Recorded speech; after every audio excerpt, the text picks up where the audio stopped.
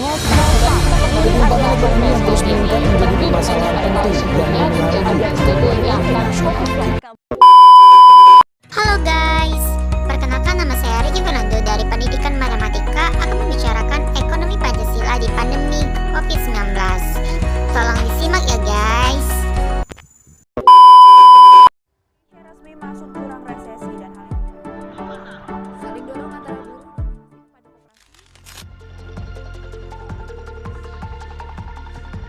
Pandemi COVID-19 membuat perjalanan ekonomi Indonesia sepanjang tahun 2020 mengalami perjalanan yang cukup berat yang berujung pada resesi.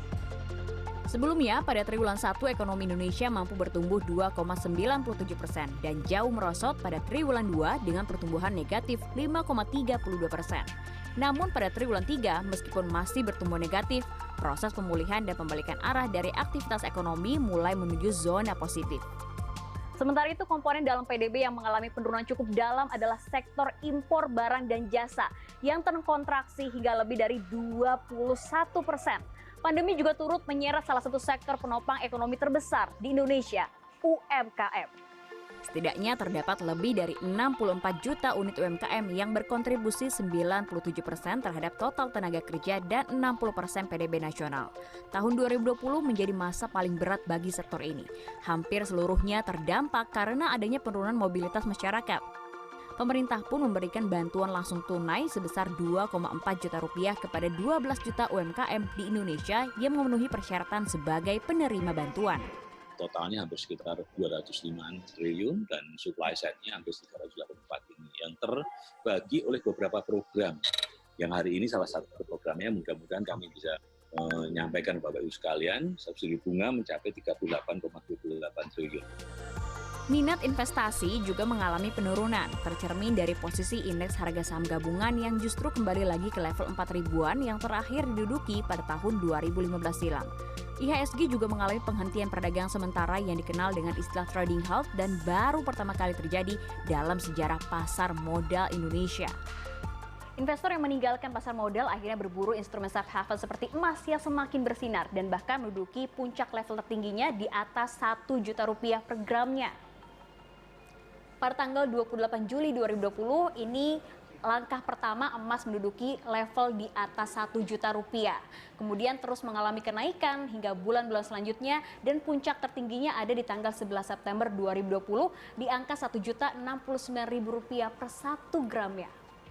Lumayan juga ya naiknya.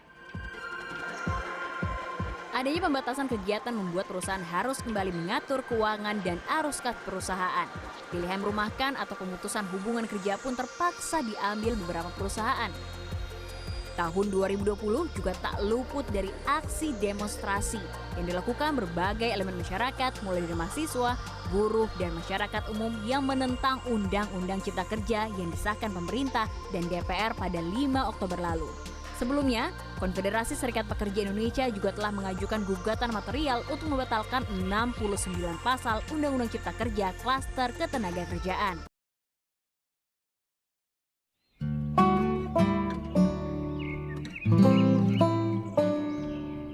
Tahukah kamu apa pengertian dari sistem ekonomi Pancasila? Secara sederhana, pengertian sistem ekonomi Pancasila adalah sesuatu hal yang dijiwai oleh ideologi Pancasila dengan berlandaskan kekeluargaan dan gotong royong. Sistem ekonomi yang diterapkan beberapa negara memang sesuai dengan filosofi hidup negara yang berkaitan. Begitu pula dengan Indonesia. Sistem ekonomi Pancasila berdiri memberikan kebebasan kepada seluruh warga negara untuk berusaha atau membangun usaha perekonomian dengan batasan dan syarat-syarat yang ditentukan. Produksi masyarakat kebanyakan adalah usaha swasta yang bersandingan dengan perusahaan negara yang meliputi bidang pertambangan, transportasi, pertanian, perbankan, dan lain-lain. Ekonomi Pancasila melakukan transformasi dari model kolonial menjadi ekonomi nasional dan merdeka. Sehingga pemahaman sistem ekonomi pasar bukan mengenai kedaulatan pasar, akan tetapi yang dikelola adalah kedaulatan rakyat, kedaulatan bangsa melalui mekanisme yang ada di pasar. Ekonomi Pancasila selain memiliki nilai-nilai Pancasila berprinsip pembangunan yang berorientasi kemandirian bangsa, kebersamaan, hukum yang tegak, pemerintahan yang aktif, UKM dan koperasi yang kuat dan bermartabat, serta pengusaha negara 100% untuk sektor usaha yang menyangkut hajat hidup orang banyak. Dalam aspek ekonomi, masyarakat yang betul-betul mengamalkan Pancasila akan lebih memilih pada konsep ekonomi yang berbasis pada demokrasi dan kerakyatan. Namun, entah mengapa sepertinya sekarang sulit sekali masyarakat mengatakan anti kapitalisme.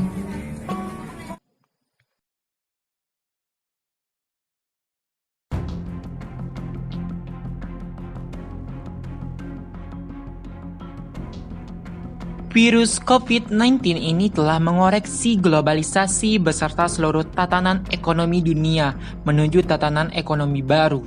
Bila globalisasi runtuh, maka ekonomi lokal otomatis ambil haluan. Inilah peluang bagi kita untuk mengambil alih haluan tersebut.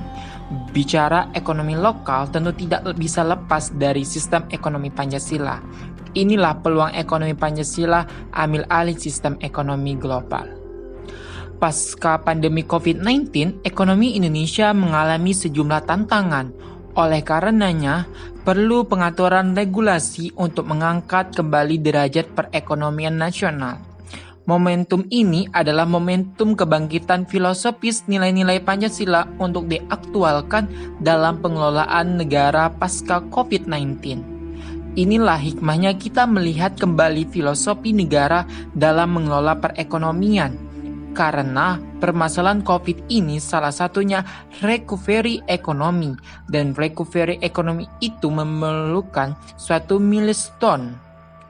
Ekonomi Pancasila menjadi jalan kita memulihkan Indonesia saat ini. Muara ekonomi Pancasila itu mewujudkan pemerataan sosial. Jika kesenjangan dan ketimpangan ekonomi kecil, maka kondisi ekonomi sebuah bangsa tidak akan mudah terguncang jika ada situasi seperti pandemi saat ini. Oleh karena itu, kita sebagai pemuda bangsa harus bisa menyelaraskan ekonomi Pancasila dalam kehidupan sehari-hari, sehingga bisa memberikan sebuah dampak yang lebih baik untuk negara kita khususnya. Itulah pemaparan dari saya Ricky Fernando, mohon pamit. Wassalamualaikum warahmatullahi wabarakatuh.